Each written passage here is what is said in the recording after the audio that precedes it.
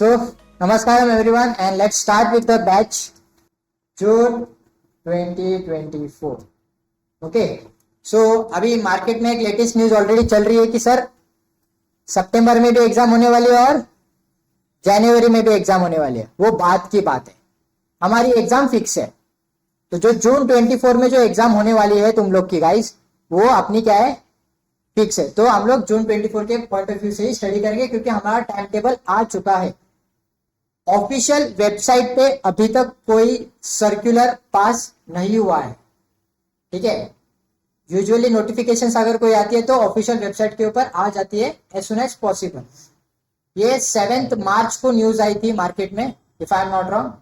7 मार्च को मैं full day, मेरे को दोपहर को ही पता चल गया था कि ऐसा एक ट्वीट हुआ है और फुल डे में लगा था ये चेक करने के लिए कि सर्कुलर किधर वेबसाइट में पास हुआ है क्या आईसीएआई का ऑफिशियली, क्योंकि उनके कोई भी सोशल मीडिया पेज पे उन्होंने ऑफिशियली अभी तक बताया नहीं है, ठीक है। लेकिन फिर भी कंफर्म हो चुका है कि एग्जाम होने वाली है और एग्जाम जो होगी वो मई, जून, सितंबर और जनवरी में होगी। मतलब ऑलमोस्ट हर 4 मंथ्स में एक बार एग्जाम होगी। मतलब पहले 6 मंथ्स था, अभी 4 मंथ्स है। तो बच्चे बहुत खुश है ये सोच के कि हमें साल में 3 बार एग्जाम देना पड़ेगा, ठीक है।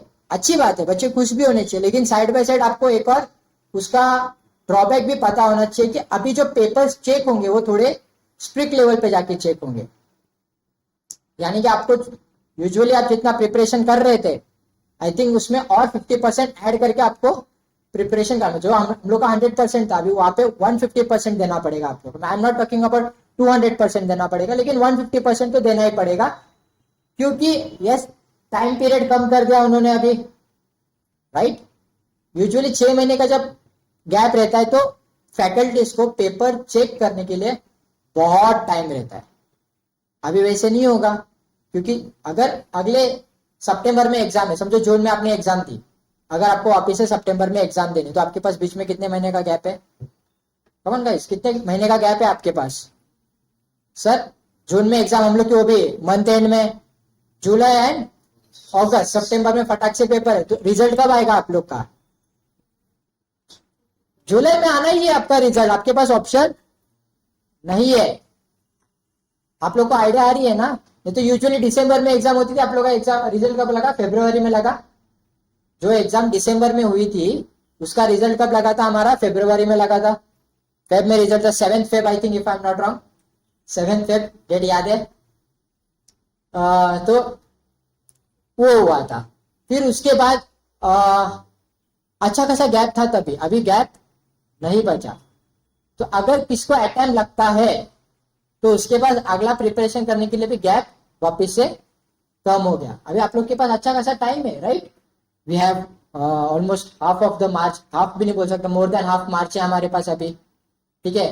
Then we have April, May and full June, क्योंकि एग्जाम एंड में है, ठीक है। तो बच्चों को एक चीज क्या दिमाग में रखने की, अटेम्प्ट लगने देना ही नहीं है अभी, क्योंकि प्रिपरेशन करने के लिए आपके पास कम टाइम बचेगा, ठीक है। तो आप, हमारा टारगेट एकदम सिंपल है, जून 24 में इतने जितने भी बच्चे मेरे सामने बैठे, सारे के सारे क्या हो जाने चाहिए? क्लियर, ठीक है। हमें कोई बैकलॉग रख के जाना नहीं है आगे, ठीक है। सो आज हम लोग क्या डिस्कस करने वाले, मेरा पेपर कौन सा होता है गाइस, तुम लोगों को तो पता है, पेपर नंबर 1 होता है अकाउंट्स, ठीक है। तो अकाउंट्स में आज हम लोग सिलेबस चेक करेंगे, सिलेबस के साथ अपना पेपर पैटर्न क्या होता है वो चेक करेंगे। सिर्फ पेपर पैटर्न में उन्होंने कोई चेंजेस नहीं लाए। चेंजेस कहाँ पे आई है? चेंजेस यहाँ पे आई है सर, सिलेबस में चेंजेस है, पेपर पैटर्न में कोई चेंजेस नहीं है। लेकिन सिलेबस में चेंज हुआ तो बट वैसे पेपर पैटर्न में क्वेश्चंस आने के जो तरीके थे वो भी चेंज होंगे, आया ना, ठीक है। क्योंकि इंटर का सिलेबस आया है आप लोग के पोर्शन में, इंटर का सिलेबस है, आप लोग को पता है ना, आप लोग ने अगर देखा होगा तो इंटर का सिलेबस क्या हुआ है? ऐड हुआ है। आगे बढ़ते तो सिलेबस की बात करते हैं। सिलेबस में हमारे यूजुअली 2 मॉड्यूल्स है, मॉड्यूल 1 और मॉड्यूल 2। मॉड्यूल 1 जो है हमारा बेसिक कॉन्सेप्ट्स के ऊपर है और ये जाता है थोड़ा एडवांस में, राइट। आया ना, हमेशा का हमारा है बेसिक्स में, ठीक है। बेसिक्स में ऐड क्या हुआ है और लेस क्या हुआ है, मैं पहले वो बता देता हूं आप लोग। ऐड अगर मैं बोलने चाहूंगा तो एक ही टॉपिक ऐड हुआ है, आई am not talking about a chapter add हुआ है, मैं बोल रहा हूं एक टॉपिक ऐड हुआ है, डेप्रिसिएशन एंड अमोर्टाइजेशन। ठीक है, अर्लियर क्या था, आप लोग ने ऑलरेडी बैचेस अटेंड किए हुए, तो हम लोग ने क्या पढ़ा था, खाली डेप्रिसिएशन पढ़ा था, चैप्टर नंबर 5 था मेरे ख्याल से, if I am not wrong, और उसमें सिर्फ डेप्रिसिएशन था, अमोर्टाइजेशन के ऊपर कोई बातें थी नहीं। आप लोग को सिलेबस का मैं पॉइंट ऑफ व्यू दे रहा हूं, ठीक है, ताकि तुम लोग को आइडिया है कि हम लोग को आने वाले 55 डेज में क्या पढ़ना है। आप लोग की जो बैच रहेगी 55 टू 60 डेज की बैच रहेगी, ठीक है, 55 टू 60 डेज आपको मॉर्निंग टू इवनिंग यहाँ पे आके बैठना है, लेक्चर अटेंड करने। मैंने 10th ऑफ मई तक आप लोग की बैच खत्म हो जाएगी, मैक्सिमम 15 मई तक जाएगी। सर इतना जल्दी क्यों? क्योंकि आगे प्रिपरेशन होगा, उसके बाद प्रीलिम्स होगी और फिर उसके बाद आप लोग की एग्जाम्स होगी। आप लोग को अच्छी तरीके से पता है कि अगर प्रिपरेशन नहीं है, मतलब रिवीजन नहीं है, प्रीलिम्स नहीं है, तो कोई भी बंदा फाउंडेशन क्लियर करने नहीं वाला। नहीं सर मैं एक दिन पढ़ के बैठूंगा या फिर एक हफ्ते पहले चालू कर दूंगा और 10 दिन पहले चालू कर दूंगा, 20 दिन पहले पढ़ना चालू कर दूंगा, तो वैसे पास नहीं हुआ जाता। आप लोग के सामने अभी बहुत सारे एग्जाम्पल्स है, नाम लेने की जरूरत नहीं है। एम आई राइट? बराबर ना? तो पिछले बैच में देखा आप लोग ने, जो रिपीटर्स थे उनकी जो मिस्टेक्स है, मैं चाहता हूं कि तुम लोग ना रिपीट करो। Is it clear to everyone? Okay, उनके पिछले बैच में जो रिपीटर्स थे उन्होंने भी सेम गलतियां की कि सर पढ़ लिया है ऑलरेडी पूरा, अभी पढ़ने की क्या जरूरत है, लास्ट में 20-25 दिन में हम लोग पढ़ लेंगे। वो एटीट्यूड थोड़ा गलत लगता है मुझे, क्योंकि पता है आप लोगों को कि कितना टफ है, और 24 वालों को तो पढ़ना ही है पूरा, क्योंकि सिलेबस ही चेंज हो गया। तो एक टॉपिक ऐड हुआ है यहाँ पे, अमोर्टाइजेशन, राइट। फिर उसके बाद आता है हमारा बाकी सारा चैप्टर सेम ही है। ये जो चैप्टर नंबर 7 है हमारा, preparation of final account of sole proprietors, ये मॉड्यूल 2 में हुआ करता था, अभी उसको कहाँ लाया उन्होंने, मॉड्यूल 1 में लाया। ठीक है, तो मॉड्यूल 1 में एक ही चैप्टर ऐड हुआ है आप लोग का, जो कि है आपका अमोर्टाइजेशन। और एक और छोटा सा टॉपिक ऐड हुआ है, अकाउंटिंग ऑफ जीएसटी इनवॉइसेस। ठीक है, किसकी? जीएसटी की जो अकाउंटिंग है, बेसिक अकाउंटिंग, इनपुट जीएसटी क्या होता है, आउटपुट जीएसटी क्या होता है, सीजीएसटी क्या होता है, एसजीएसटी क्या होता है, आईजीएसटी क्या होता है, यूटीजीएसटी क्या होता है, ये सब बेसिक कॉन्सेप्ट जो है वो आप लोग को अकाउंटिंग प्रोसेस में जर्नल एंट्रीज के जो हमारा यूनिट 1 है जो कि जर्नलाइज है, उसी में एक छोटा सा एक कॉन्सेप्ट है, अकाउंटिंग ऑफ जीएसटी। तो ये दो नए टॉपिक है मॉड्यूल 1 के अंदर। टॉपिक है, मैं चैप्टर की बात नहीं कर रहा, तो डरने की तो जरूरत है ही नहीं, तो ऐसा कोई नया चैप्टर आया नहीं है। अगर आप लोग ये देखोगे तो इसमें से मोस्ट ऑफ चैप्टर्स आप लोग ने ऑलरेडी कवर कर लिया, लेकिन अभी हम लोग वापस से स्टार्ट टू एंड जाने वाले हैं। ठीक है, मॉड्यूल नंबर 2 पे आते हैं, जिसमें बहुत सारे चेंजेस हुए हैं। ठीक है,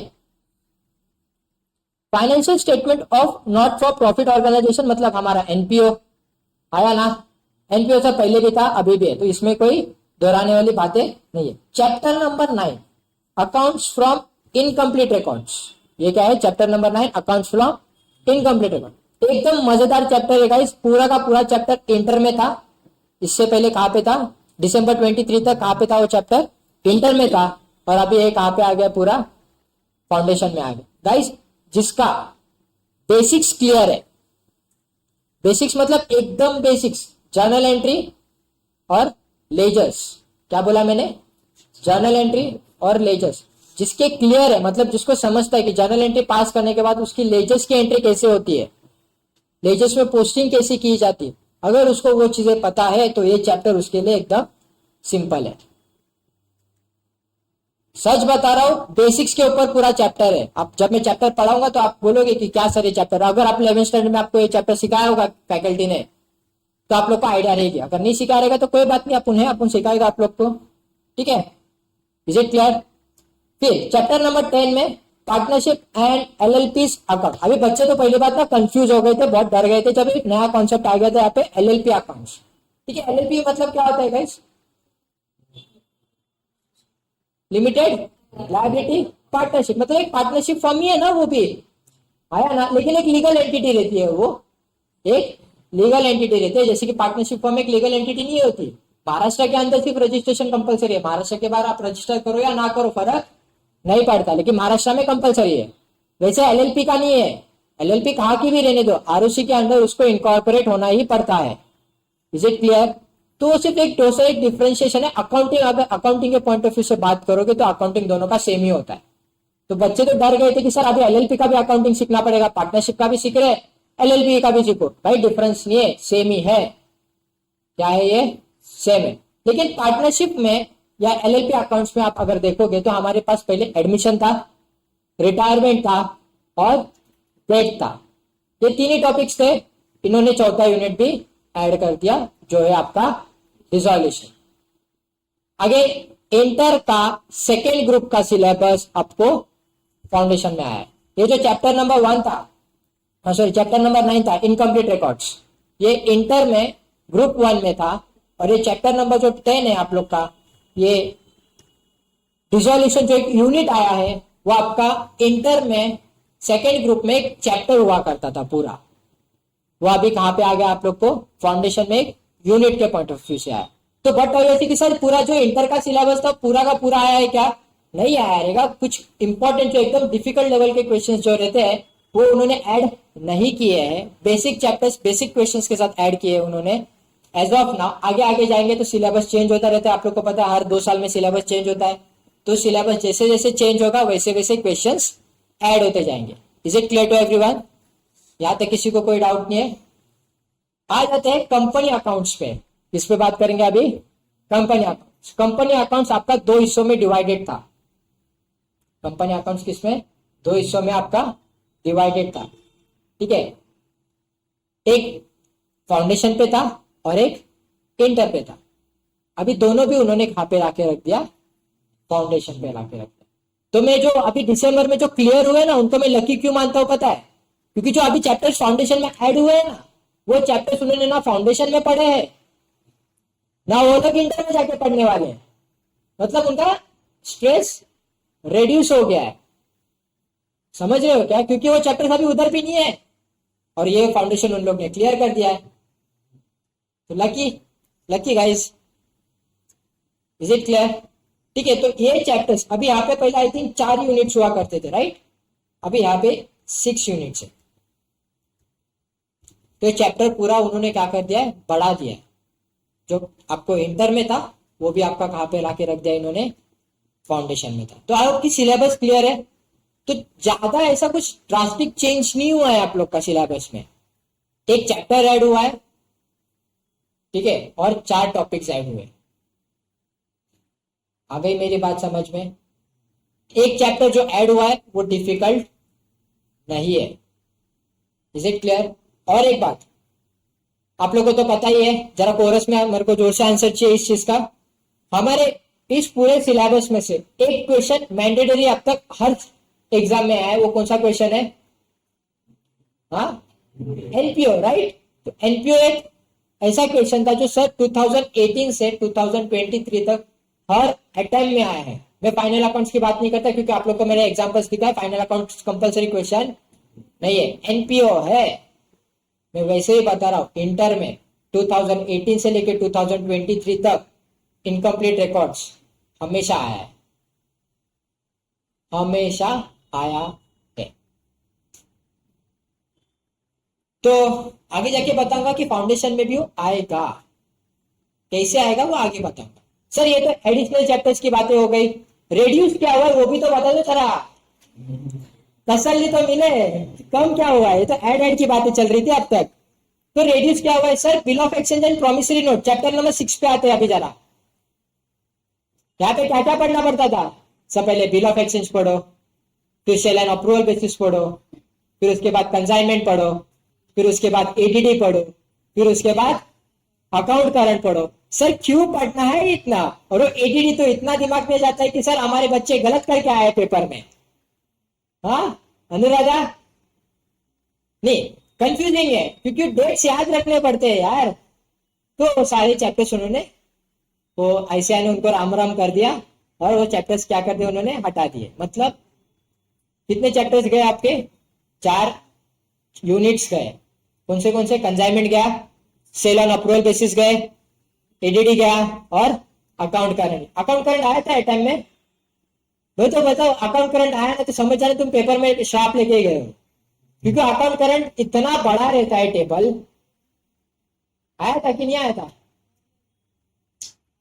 आला होता ना. जस्ट इमॅजिन करा की त्याच्या ऑप्शनला कुठला तरी खूप डिफिकल्ट क्वेश्चन असता, तर तो सॉल्व करायला लागला असता ना.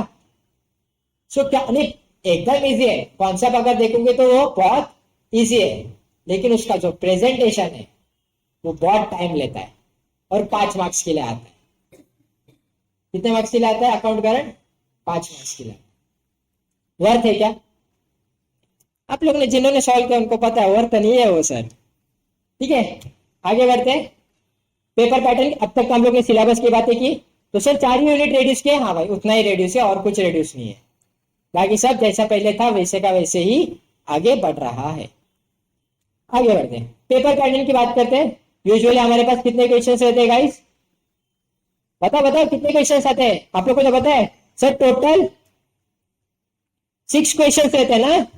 आया ना सर? उसमें से जो क्वेश्चन नंबर 1 होता है वो खाली कंपलसरी होता है. क्वेश्चन नंबर 1 जो होता है वो क्या होता है? कंपलसरी होता है. और हर क्वेश्चन, यहाँ पे मैंने लिखा नहीं है शायद से कहां पे, हर एक क्वेश्चन कितने मार्क्स के लिए आता है? 20 मार्क्स के लिए आता है. कितने मार्क्स के लिए आता है गाइस? 20 मार्क्स के लिए. तुम लोग को अब ये पेपर पैटर्न लिखना है अपने बुक में, ठीक है?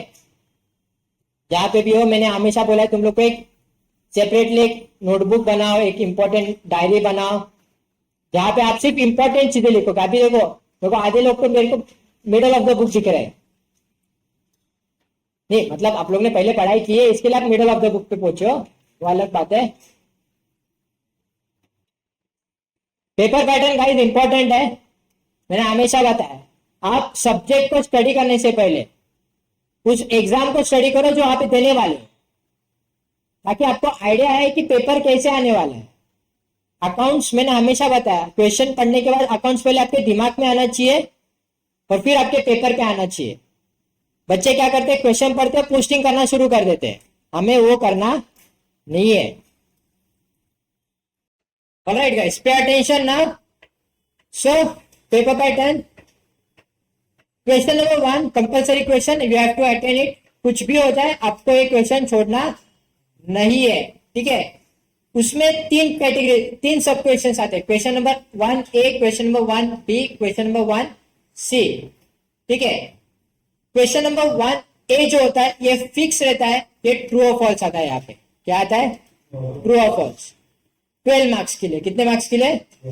12 मार्क्स के लिए. ये फिक्स है, ये उन्होंने पेपर पैटर्न में खुद लिख के दिया है कि 12 मार्क्स का तो पहले क्या आएगा आपका? ट्रू और फॉल्स आएगा. फिर उसके बाद ये जो 4-4 मार्क्स के जो क्वेश्चन है ये कंफर्म नहीं है.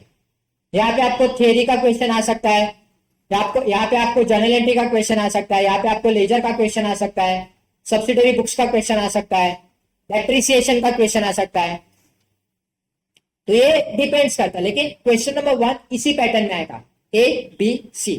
क्वेश्चन नंबर 1A 12 मार्क्स के लिए रहेगा. Question number 1B 4 marks. Question number 1C 4 marks. अगर बाय चांस आईसीआई का दिल अच्छा निकला, क्योंकि आप लोग को पता है छोटे छोटे क्वेश्चन मतलब टाइम कंज्यूमिंग, सीधी बात, बराबर. अगर आईसीआई का दिल अच्छा निकला तो आईसीआई क्या कर देगा, उधर 8 मार्क्स का एक ही क्वेश्चन डालेगा, तो आपके एफर्ट्स कम हो जाएंगे. क्या आ सकता है 8 मार्क्स के लिए? सर रेक्टिफिकेशन ऑफ एरर आ सकता है, डेप्रिसिएशन का एक 8 मार्क्स का क्वेश्चन आ सकता है वहां पे आप लोग को. Are you guys clear with my point? ठीक है. फिर क्वेश्चन नंबर 2, 3, 4, 5 एंड 6. कितने क्वेश्चन हो रहे हैं हमारे? 5 क्वेश्चन होते हैं, राइट? ये 5 क्वेश्चन में से आपको एनी 4 अटेंड करने. आया ना? बराबर. तो अभी जो क्वेश्चन नंबर जो रहते हैं, question number 2, question number 3, question number 4, उसमें भी सब क्वेश्चन रहते हैं. तो सब क्वेश्चन के 5 अलग अलग टाइप्स है. Type 1, type 2, type 3, type 4 and type 5. मैं वापिस से बोल रहा हूं, मैंने हमेशा मैं हर बैच में बोलता हूं, अगर टाइप 1 वाला क्वेश्चन आया तो एग्जाम में खुद को टपली मारने की और बोलने का कि एकदम गांडू पनौती लेके मैं पेपर लिखने आया हूं. क्यों? क्योंकि सर जब 5 मार्क्स का क्वेश्चन आता है तब 5 मार्क्स के क्वेश्चन में ना आधा घंटा टाइम डाल ही देते. इच्छा ना होने के बाद भी, जैसे कि मैंने बताया आप लोग को कि सर ये आ गया आपको 5 मार्क्स का, क्या बोलते हैं उसको, अकाउंट करंट। वर्थ है क्या सॉल्व करना वो क्वेश्चन, मतलब था, अभी तो है नहीं तुम लोग के सिलेबस में, तो अच्छी बात है, था। तो टाइप 1 का जो क्वेश्चन है वो 5-5 मार्क्स में डिवाइड होके आएगा। जो 20 मार्क्स का क्वेश्चन है आपका पूरा, वो किस में आएगा, 5-5 मार्क्स में डिवाइड होके आएगा सब क्वेश्चंस में। तो मैं तो चाहता हूं कि आईसीआई ये क्वेश्चंस ये टाइप ना दे बच्चों को, क्योंकि पेपर उससे क्या हो जाता है, लेंदी हो जाता है। आप लोग को दिखता है क्या, अरे 5 मार्क्स का क्वेश्चन है तो सॉल्व कर दूंगा, छोटू सा ही है, नहीं। वो 5 मार्क्स का क्वेश्चन आपको बढ़ा के आता है, फिर वो लेंदी बन जाता है, फिर 3 घंटे में आपका पेपर कंप्लीट नहीं होता। सेकेंड टाइम अच्छे अपनी थोड़ी छोटी सी है, क्या है, 10 मार्क्स के 2 सब क्वेश्चन आएंगे, 10 मार्क्स के क्या आएंगे, 2 सब क्वेश्चन। थर्ड टाइप क्या आपकी 15 एंड 5। ये कौन से क्वेश्चन में आता है, मतलब क्वेश्चन नंबर 4 और क्वेश्चन नंबर 5 में एक क्वेश्चन देखने मिलेगा आप लोग को, ये टाइप। क्योंकि यहाँ पे क्वेश्चन नंबर 15 मार्क्स का ना, 15 मार्क्स के 2 टाइप, 2 चैप्टर से क्वेश्चन आते हैं। एक फाइनल अकाउंट से क्वेश्चन आता है, या तो फिर पार्टनरशिप अकाउंट से आता है। एनपीओ 10 मार्क्स के लिए आएगा छोटे, या इस बार कितने मार्क्स के लिए था, 12, 12 एंड 8, देखो वो भी एक रेशियो है, लेकिन इसी में 15:5 का ही हो, ठीक है। टाइप 4 के आपका 10, 5 मार्क्स के क्वेश्चन आएंगे, और टाइप 5 का सर एक ही आएगा 20 मार्क्स का। अभी तक 2-3 बार ही आया है, अभी तक 2-3 बार ही आया है। फिर 20 मार्क का क्वेश्चन एक 2018 नवंबर में आया था, मतलब पहला जो अटेम्प्ट था। दुआ करो कि तुम्हारा भी पहला ही अटेम्प्ट है अभी नया सिलेबस का, नहीं, लेकिन तभी ड्रास्टिक चेंज था सिलेबस में। 2017 दिसंबर तक ये चालू था, क्या बोलते हैं उसको, सीपीटी था, ठीक है। और उसके बाद डायरेक्टली फाउंडेशन आया था, तो इसके लिए शायद से इंस्टीट्यूट ने 20 मार्क का क्वेश्चन रखा था फाइनल अकाउंट्स का। और बिलीव करो 2018 नवंबर में 5 मार्क्स का क्वेश्चन आया था फाइनल अकाउंट में, फाइनल अकाउंट के ऊपर। इनका वो फिलिंग द ब्लैंक्स वाला अपना क्वेश्चन जो जिन्होंने सॉल्व किया आप लोग को पता रहेगा, वो आया था। तो फिक्स नहीं है भाई फाइनल अकाउंट्स आता है कि नहीं आता वगैरह। आई होप की टाइप समझ में आ गए तुम लोग को। अभी बात करते हैं क्वेश्चन नंबर 2 की। क्वेश्चन नंबर 2 में यहां पे ध्यान, क्वेश्चन नंबर 2 में क्या होता है देखो गाइस, क्वेश्चन नंबर 2 में आपको बेसिक कॉन्सेप्ट्स के ऊपर क्वेश्चन आते हैं, ठीक है। अभी बेसिक कॉन्सेप्ट्स में क्या क्या है हमारे पास, सर अकाउंटिंग प्रोसेस है, सर रेक्टिफिकेशन ऑफ एरर है, ठीक है, सॉरी बैंक बीआरएस है। रेक्टिफिकेशन ऑफ एरर तो अकाउंटिंग प्रोसेस में यूनिट नंबर 6 है, ठीक है। लेकिन बात है वो, एक तो उसको यूनिट रखना गलत बात है, अपने आप में एक वो दुनिया है रेक्टिफिकेशन ऑफ एरर्स, ठीक है। और बैंक रिकंसिलेशन स्टेटमेंट, ये जो टॉपिक्स है, इन्वेंटरीज भी आप इसमें कंसिडर कर लो, इन्वेंटरीज और depreciation and amortisation chapter number 5 तक, चैप्टर नंबर 1 से लेके चैप्टर नंबर 5 तक। ये चैप्टर्स कहाँ कहाँ कवर होंगे पता है आप लोग को, ये चैप्टर का एग्जाम में वेटेज आएगा आपको 28 मार्क्स का। कितने मार्क्स का आएगा वेटेज एग्जाम में, 28 मार्क्स। सर कहां से आएंगे 28 मार्क्स के वेटेज का क्वेश्चन, भाई 8 मार्क्स तो आपके कवर हो जाएंगे क्वेश्चन नंबर 1 में, जो ऑप्शन में ऐड हो रहे 12 मार्क्स के ट्रू और फॉल्स के बाद, और फिर आएंगे आपका क्वेश्चन नंबर 2 के पूरे 20 मार्क्स। डिपेंड्स करता है कि कंपलसरी नहीं है कि सर हर चैप्टर से क्वेश्चन आएगा। कभी वो लोग बीआरएस पूछ सकते हैं, तो कभी रेक्टिफिकेशन ही पूछ लेंगे, तो कभी इन्वेंटरी आ जाएगा, और इन्वेंटरी 5 मार्क्स के लिए आता है, आप कितना भी पढ़ लो। कितने मार्क्स के लिए आएगा वो, 5 मार्क्स के लिए ही आएगा। डेप्रिसिएशन एक ऐसा टॉपिक है जो ज्यादा मार्क्स के लिए आ सकता है आपको एग्जाम में। सर कभी 10 मार्क्स के लिए भी आता है, तो कभी 4 मार्क्स के लिए भी आता है, तो कभी 12 मार्क्स के लिए भी आता है, ठीक है। तो ये जो बेसिक चैप्टर है, चैप्टर नंबर 1 से लेकर चैप्टर नंबर 5 तक, ये कितने मार्क्स के लिए आएंगे आपको, 28 मार्क्स के लिए आएंगे। 28 to 30 मार्क्स का अप्रोक्सीमेटली इनका वेटेज पकड़ के आप चल सकते हो एग्जाम के अंदर। Is it clear? आगे बढ़ते, तो क्वेश्चन नंबर 2 क्लियर है, क्या आएगा आपको, बेसिक कॉन्सेप्ट। क्वेश्चन नंबर 3, पहले तो मैं बच्चों को बोलता था चैप्टर छोड़ दो, क्योंकि ये टॉप क्वेश्चन ही यूजुअली आप यही क्वेश्चन छोड़ते हो एग्जाम में, क्योंकि उधर क्या आता है, अकाउंट करंट वो सब चीजें आती थी। आप लोग के पेपर में क्या आया था पता नहीं, थोड़ा पेपर ये बार डिस्ट्रिक्ट ये हुआ था, लेकिन पैटर्न वही था, क्वेश्चंस वही थे सारे, सिर्फ ऊपर नीचे ढकेले थे उन्होंने। ठीक है, यहाँ पे आता है आपका बिल ऑफ एक्सचेंज था, कंसाइनमेंट था, rectification sorry sale on approval basis था, एडीडी और अकाउंट करंट। ये 5 चैप्टर्स के ऊपर, ये टॉपिक्स के ऊपर आपको क्वेश्चन नंबर 3 में क्वेश्चंस देखने मिलते थे। मतलब उसमें से या तो 2 आएंगे कोई बड़े, मतलब जैसे कि बिल ऑफ एक्सचेंज और कंसाइनमेंट आ गया तो 10-10 मार्क्स के लिए आ गए क्वेश्चंस। नहीं तो फिर क्या हो जाएगा आपको, एक तो बिल ऑफ एक्सचेंज आएगा और एडीडी या अकाउंट करंट आ जाएगा।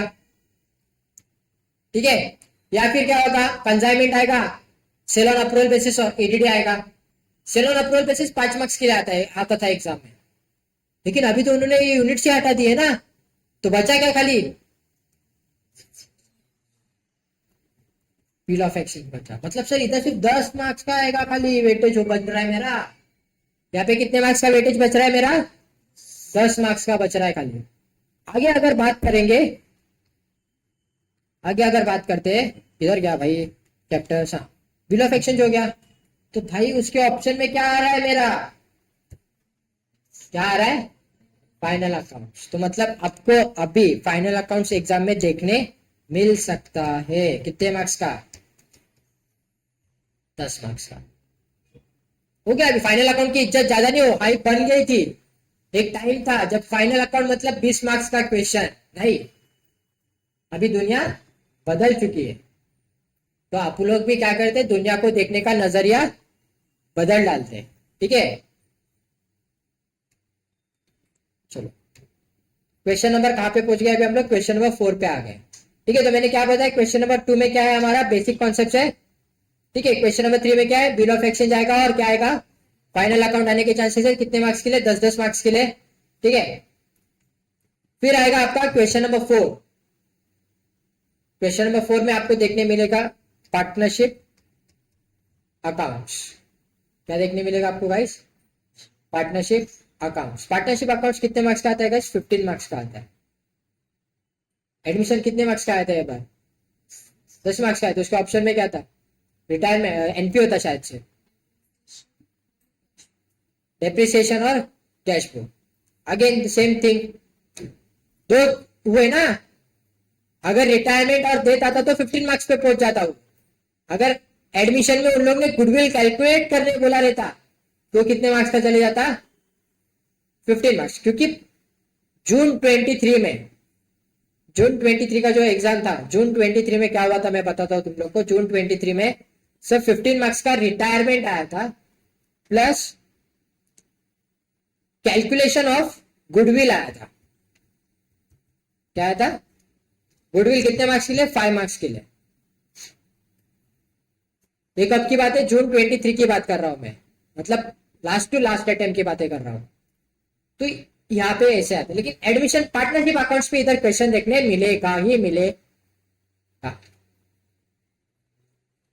बाकी उस ऑप्शन से तो अपन ऊपर से नीचे पढ़ते आ ही रहे, तो कुछ भी आने दो, हमें फर्क नहीं पड़ता, लेकिन एडमिशन तो इधर देखने मिलेगा। क्वेश्चन नंबर 5 पे आता हूं। क्वेश्चन नंबर 5 पे आपको देखने मिलेगा एनपीओ और इनकम्प्लीट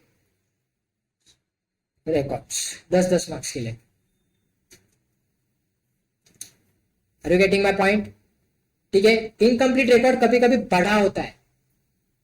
तो जो अभी आप लोग का क्वेश्चन था ना कि sir admission sorry partnership accounts 10 mark का आया था, तो यहाँ पे 10 मार्क का आ सकता है, और उसके ऑप्शन में आएगा एनपीओ, और यहाँ पे पूरा इनकम्प्लीट रिकॉर्ड्स आएगा 20 मार्क्स के लिए।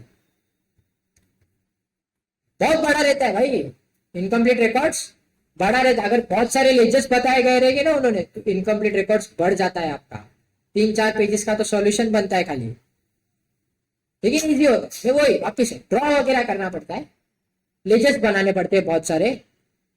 ठीक है, यहां तक बातें क्लियर है। और क्वेश्चन नंबर 6 रहेगा आपका पूरा कंपनी अकाउंट 20 मार्क्स का। तो यहाँ पे सर क्वेश्चंस कैसे भी आ सकते हैं, लेकिन कंपनी अकाउंट्स पे ही आएगा, क्योंकि कंपनी अकाउंट्स के अभी पूरे यूनिट्स बढ़ गए। यहाँ पे पहले कंपनी अकाउंट्स का वेटेज सिर्फ 15 मार्क्स का था।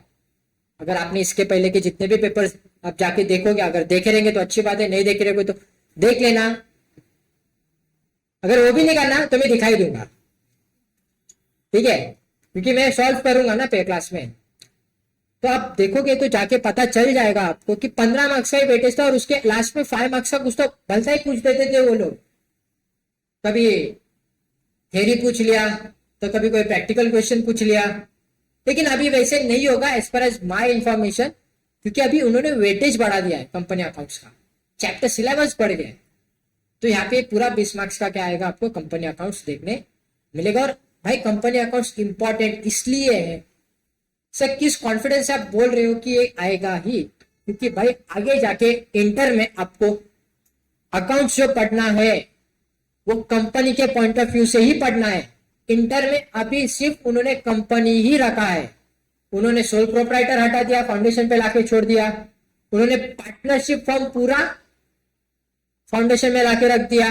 तो सर इंटर में रखा क्या है? इंटर में उन्होंने सिर्फ और सिर्फ कंपनी अकाउंट्स रखा है, मतलब फाइनेंशियल स्टेटमेंट्स शेड्यूल 3 जो वर्टिकल होती है, टी फॉर्मेट की बात नहीं कर रहा मैं, जो वर्टिकल होती है, जिन्होंने 12th स्टैंडर्ड में अगर फाइनेंशियल स्टेटमेंट पढ़ा रहे उनको आइडिया रहेगी कि वर्टिकल बैलेंस शीट दिखती कैसे है। तो इंटर में उन्होंने सिर्फ उतना रखा है, मतलब एक ही एंटिटी के बारे में इंटर में बातें होती है अकाउंट्स में, वो है कंपनी। इसकी बातें होती है कंपनी की। फाउंडेशन में बाकी हम लोग सबकी बातें करेंगे, क्योंकि फाउंडेशन है ना, बेसिक्स क्लियर कर रहे हो। अगर बेसिक्स क्लियर हो गए तो ही कंपनी समझेगी, शेड्यूल 3 समझेगा, शेड्यूल 3 की बैलेंस शीट दिखती कैसी है। Is it clear to everyone? I hope कि यहाँ तक किसी को कोई डाउट नहीं है, आप लोग को क्वेश्चंस पता चल गए। तो मैं चाहता हूँ कि आप एक बार फटाफट लिख लो। क्वेश्चन नंबर 1 आप लोग ने लिखा है ऑलरेडी, क्वेश्चन नंबर 2 में लिखो basic concept chapter number 1 to chapter number 5, और पढ़ने हैं सारे क्वेश्चंस, पढ़ेंगे अपन, सारे क्वेश्चन सॉल्व कराऊंगा आप लोग से। और बिलीव मी एग्जाम में आप लोग 120 मार्क का पेपर लिख के आनी चाहिए। फाउंडेशन में AIR नहीं होता, नहीं तो तुम लोग से AIR तो निकलवा ही लेता मैं ये बात। डेली संडे हॉलीडे रहेगा, तुम लोग को नहीं बुलाऊंगा क्लास में, टेंशन मत लो, सो जाना संडे के दिन। और संडे के दिन कोई पढ़ाई नहीं करेगा, कोई माइकालाल बुक्स को हाथ नहीं लगाएगा, संडे के दिन आराम करना। नहीं जेन्युइनली बोल रहा हूं, ऑलरेडी तुम लोग के ऊपर प्रेशर ज्यादा है। मैं नहीं चाहता कि तुम लोग संडे भी अपना खराब करो, संडे रिलैक्स करो, बाकी 6 दिन पूरे डेडिकेशन के साथ दो। और थोड़ा थोड़ा पढ़ना है रोज, नहीं तो फिर लास्ट में सब लेके बैठोगे हा माझं असं सगळं नाही। लिखा क्वेश्चन नंबर 2?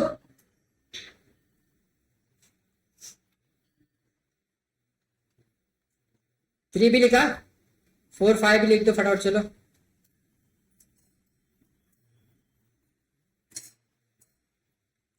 पार्टनरशिप अकाउंट है यहाँ पे। क्वेश्चन नंबर 6 भी लिख दिया, गुड। 8 ना पूछोगे ना 8 बजे सुबह, सकाळी 8चे जो 8:15 केले तुम्ही लोकांनी, पूर्ण लेक्चरला मी तिकडे उभा होता, राहुलचा सॉरी रोहित ना, रोहित होता ना, हाँ रोहित, तर रोहितच्या जागेवर बसवणार नाही। तुम दोनों की पढ़ाई कैसी चल रही है? नुसतं नंदी बैलागत मान डुलवू नका तुम्ही दोघं, ठीक है?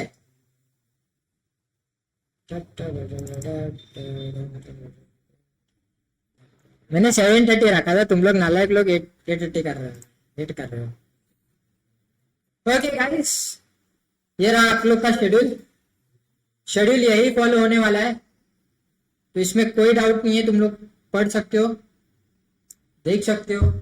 शेड्यूल स्टार्ट कब हो रहा है तुम लोग का? 12 मार्च को, मतलब 12 से।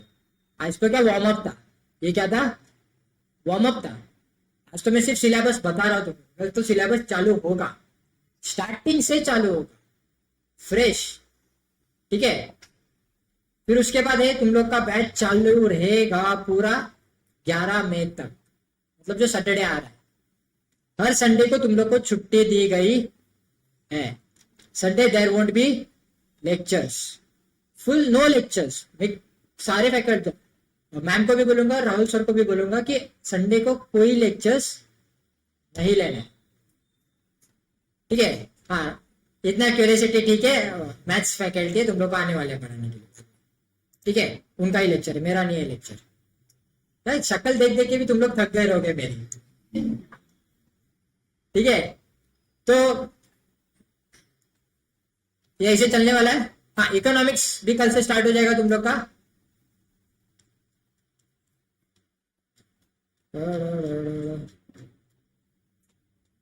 हाँ, लेकिन संडे को मैंने मतलब संडे को छुट्टी तो दी है तुम लोग को, लेकिन संडे टू संडे मैं 5 क्वेश्चन पेपर्स या 5 एमटीपीस रिकॉर्ड करके डालूंगा,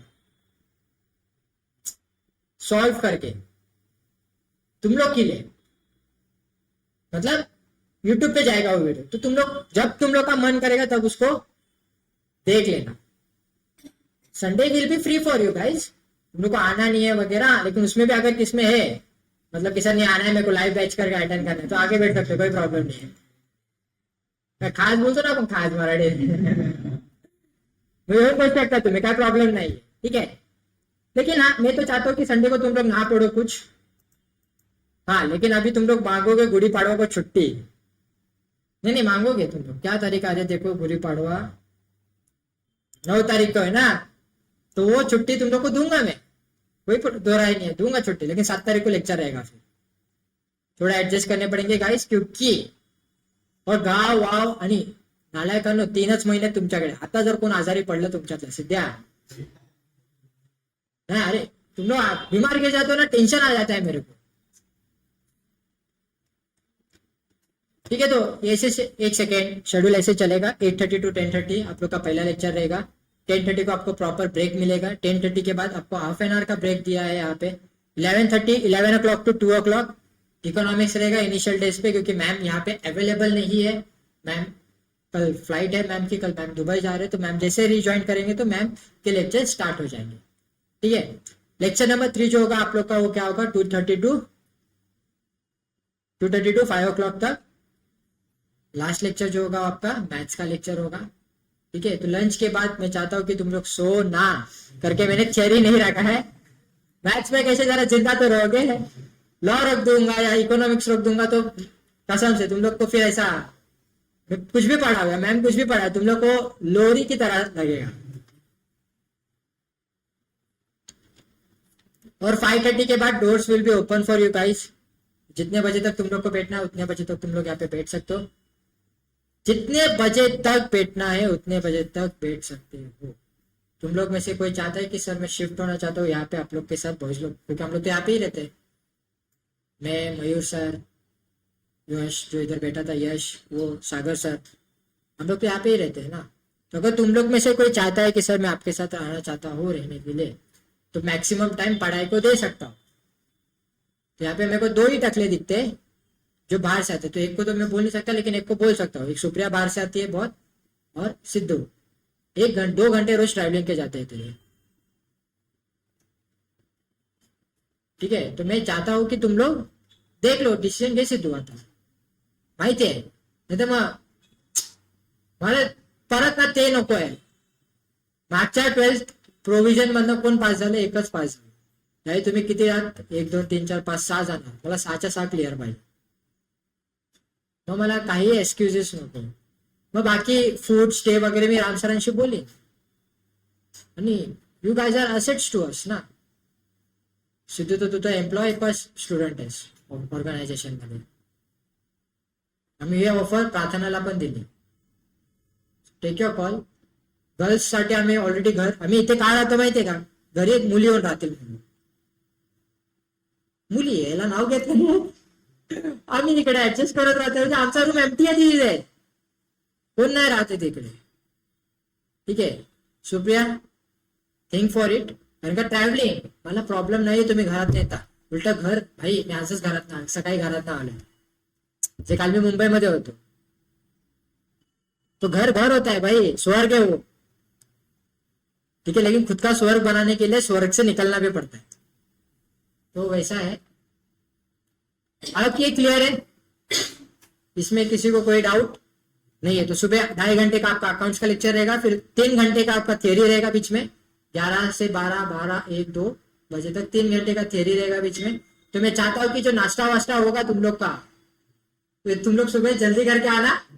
ये गैप में तुम लोग को खाली रिफ्रेश होना है 10:30 से 11 में। तो उधर कुछ खा के आओगे, वड़ा पाव विड़ा पाव, तो पेट में अगर आलू रहेगा तो दिमाग में भी आलू जाएगा, ठीक है। और बाकी मैथ्स का मेरे को तुम लोग का टेंशन नहीं है, क्योंकि तुम लोग ऑलमोस्ट सब लोग मैथ्स स्टूडेंट हो, एक को छोड़ के। एक ने नालायक ने टांग दे दिया मैथ्स को, और बाकी अनुराधा ने तो मैथ्स पढ़ा ही है। चलो, तो टाइम टेबल क्लियर है। डेली मॉर्निंग को अकाउंट्स का लेक्चर रहेगा। और गाइस बिलीव मी, तुम लोग के बुक्स रेडी है, थोड़ी दिन में तुम लोग को प्रिंट करके मिल जाएंगे। इस वीक में ही मोस्ट प्रोबेबली मैं ट्राई करूंगा आप लोग को बुक्स आपके हाथ में आ जाए, हैंड रिटन सारे क्वेश्चन बुक्स भी आपके हाथ में आ जाएंगे, जिसमें आपके पास्ट ईयर क्वेश्चंस कवर किए गए हैं। मैंने अलग अलग टाइप के वैरायटी ऑफ क्वेश्चंस मैंने लाए हैं ये बार। प्रैक्टिस ज्यादा हो, मेरा क्लियर है फाउंडेशन में। देखो रैंकर्स लगते नहीं है, नहीं तो अगर रैंकर्स की बात रहती तो मैं पक्का ये बार रैंकर लाता है गुरुकुल में, तुम लोग में से मतलब। लेकिन ट्राई करेंगे कि सबको 80+ मिले अकाउंट्स में, 80+। 80 के नीचे बात ही नहीं करनी है बात, 80 के नीचे बात नहीं करनी है। क्या हो जाता है सर, एक ही मार्क्स में एक ही पेपर में आप अगर 80 के ऊपर, पॉसिबल है क्या? पॉसिबल है भाई, पॉसिबल है। और अभी तो बहुत पॉसिबल है, क्योंकि प्रैक्टिकल बढ़ा दिया उन्होंने। इनकम्प्लीट रिकॉर्ड्स क्या है? प्रैक्टिकल है। बिल ऑफ एक्सचेंज क्या है? प्रैक्टिकल है, राइट। फाइनल अकाउंट प्रैक्टिकल है। डिसोल्यूशन क्या है? प्रैक्टिकल है भाई। क्या है ये? प्रैक्टिकल है। थ्योरी नहीं आने वाला उसमें से कुछ आप लोग को। डिसोल्यूशन का अकाउंट बनाने के लिए डिसोल्यूशन बनाना पड़ता है, रियलाइजेशन अकाउंट आता है, फिर पार्टनर्स कैपिटल अकाउंट आता है, फिर बैंक बैलेंस आता है, जो टैली होता है। टैली हुआ तो सब राइट है, टैली नहीं हुआ तो सब रॉन्ग है, आया ना। तो ये सारी बातें तो प्रैक्टिकल बढ़ा दिया उन्होंने गाइस, ये समझो। इंटर पे थ्योरी बढ़ाया है, पूछो जाके इंटर वालों को, इंटर वालों को जाके पूछो, थ्योरी बढ़ा है। थ्योरी मतलब अकाउंटिंग स्टैंडर्ड्स बढ़ा है। 26 AS है उधर पढ़ने के लिए। कितने AS है? 26 AS पढ़ने हैं उधर जाके, और 5 चैप्टर से, मतलब AS को छोड़ के अलग से 5 चैप्टर से। उसमें कैश फ्लो है, उसमें फाइनेंशियल स्टेटमेंट्स है, और 2-3 चैप्टर है, ब्रांच अकाउंटिंग है, 2-3 टॉपिक्स है। कोई तो मुझे बता रहा था, इसका एग्जाम्पल था, कादम्बरी शायद से बोल रही थी, तूने बताया ना। फ्रस्ट्रेट हो जाते, एक तो नई जगह है, बच्चे डर जाते हैं। फिर उन्होंने शायद से वो उधर से, मतलब नाम नहीं लूंगा मैं फैकल्टी का, तुम लोग को पता चली क्या रहेगा। फैकल्टी स्विच मारा उन्होंने वहां पे पुणे में जाके। पुणे में आप अगर पुणे में जा रहे हो पढ़ने के लिए, तो वहां पे 2 ही फैकल्टी अच्छे। कितने फैकल्टी अच्छे? पूरे पुणे में 2 ही फैकल्टी अच्छे, जिसकी वजह से लोग वहां पे पढ़ने जाते हैं। एक है विजय साड़ा सर, और एक है दर्शन खरे सर। वो जो क्राउड पुणे में उतना पहुंचा है, इन दोनों की वजह से ही पुणे में पहुंचा है। बाकी कोई फैकल्टी उधर इतना है स्कोपेबल की। ठीक है, तो डरे बच्चे अकाउंट्स को लेके वहां पे जितने भी गए। वैष्णवी भी डरी है, ये भी डरी है, कादम्बरी भी डरी है। बाकी चल रहा है, जो 2 फैकल्टी अच्छे हो उनके तो अच्छे ही है, टैक्स और लॉ। अकाउंट्स में कोई डाउट्स, कुछ क्वेश्चंस है तो तुम लोग पूछ सकते हो मुझे अभी। कुछ भी रहेगा आप लोग के मन में, कुछ ख्याल रहेंगे आप लोग के, तो मुझे पूछ सकते हो। मैं आपके डाउट सॉल्व करने के लिए यहाँ पे बैठा हुआ अभी है। हाँ पूछो, doubts doubts doubts doubts doubts तुम लोग एक्सपीरियंस अभी वही ना, अभी वो क्रिकेट में ना, मतलब तुम लोग रोहित शर्मा और विराट कोहली हो, ठीक है, और तुम लोग सब नए नवेले चेहरे हो। तुम लोग को कुछ अपना एक्सपीरियंस शेयर करना है अकाउंट्स के पेपर का। प्रेशर था क्या अकाउंट्स के पेपर में? सर अकाउंट्स की क्या बात करो सर, सारे पेपर में प्रेशर था। बस वो प्रेशर कुकर की सीटी नहीं थी सर पे, तो वो भी बच जाते थे हम लोग के। अच्छा, मैंने ना एक हमेशा बताया बच्चों को, अभी यहाँ पे पता नहीं कितना क्या होता है कॉपी वगैरह का सिस्टम पता नहीं, लेकिन मुंबई वगैरह में ना बहुत स्ट्रिक्टली लेते हैं इंटर मतलब फाउंडेशन के एग्जाम्स को। वहां पे सिर्फ कैलकुलेटर का आवाज है। इसका आवाज आता है कैलकुलेटर का, मतलब पहले 5 मिनट में ही, मतलब जो ट्रू और फॉल्स रहते हैं, मेरे को समझता नहीं है बच्चे लिखते हैं कि नहीं लिखते हैं, कैलकुलेटर का आवाज आना शुरू हो जाता है। लेकिन कुछ तो करते रहते हैं भाई।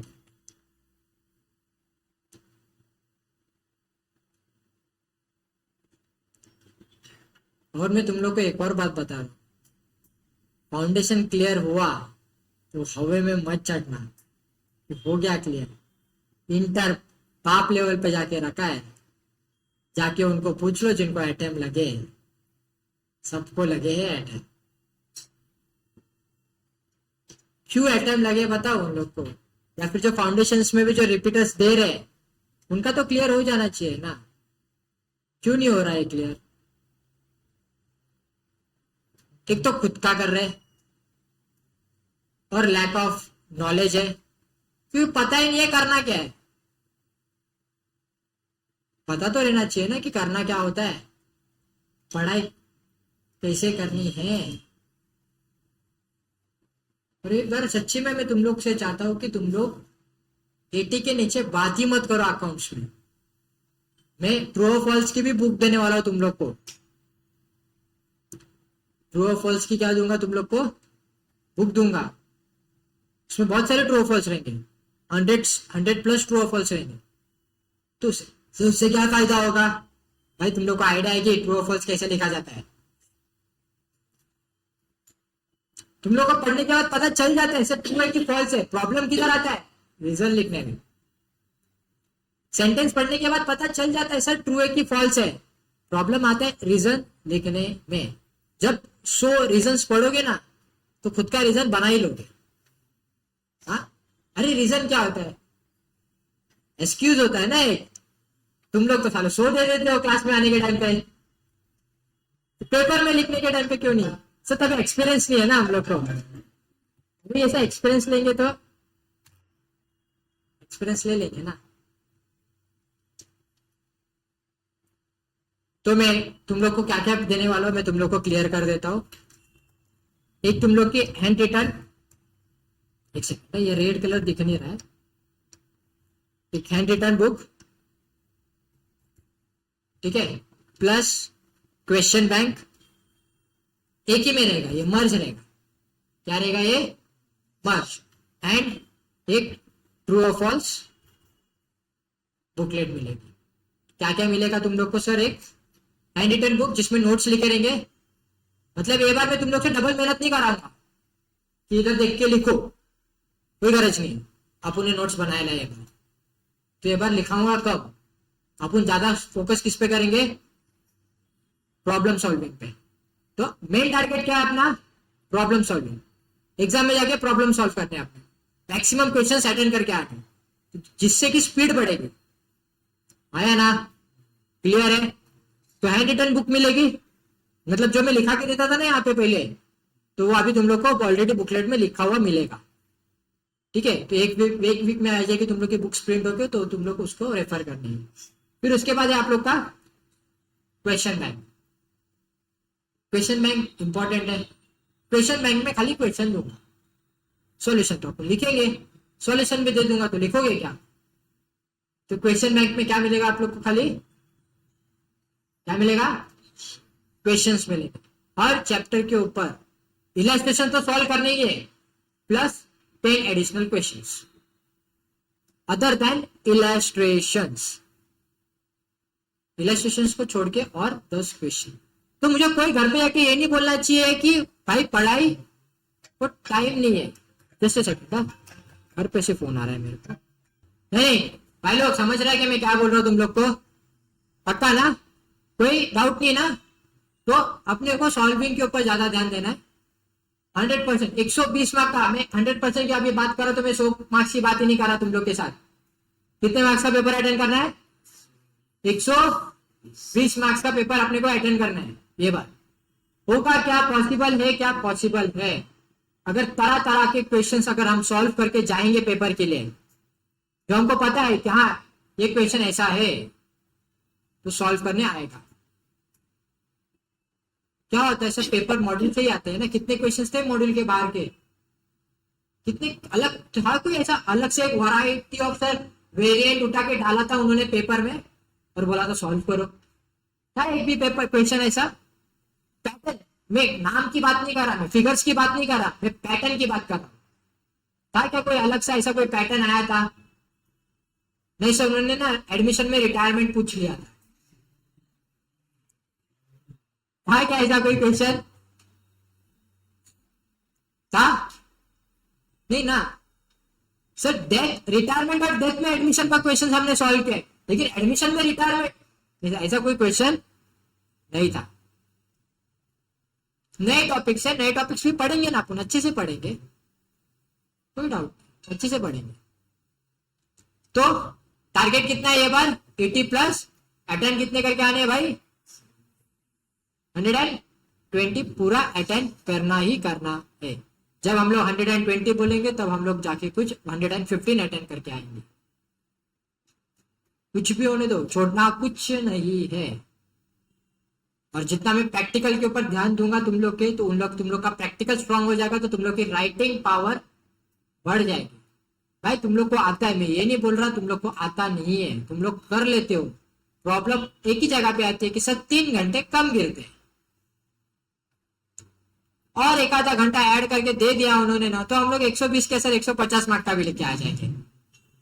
बस 1 घंटे की बात है सर। नहीं देंगे ना, लेकिन वो कम करेंगे, हरामी लोग बढ़ा के नहीं देंगे। तो इतनी चीजें तो मेरी तरफ से आप लोग को मिलने वाली है। बाकी एडिशनल में तुम लोग को मैं और क्या क्या देने वाला हूँ, तो सर संडे टू संडे में आरटीपी एमटीपी के जो क्वेश्चन थे वो रिकॉर्ड करूंगा, ठीक है? जो 5 देख रहेंगे वो। Is it clear? चलो, यहाँ तक किसी को कोई डाउट, किसी को कोई पूछना है? चलो 10 मिनट्स का ब्रेक लो, फिर इकोनॉमिक्स का एक छोटा सा ब्रीफ इंट्रोडक्शन दूंगा, फिर मेरा लेक्चर खत्म हो जाएगा। Thank you guys, thank you. कल से सिलेबस स्टार्ट होगा तुम लोग का। ओके चलो, bye bye, see you guys tomorrow.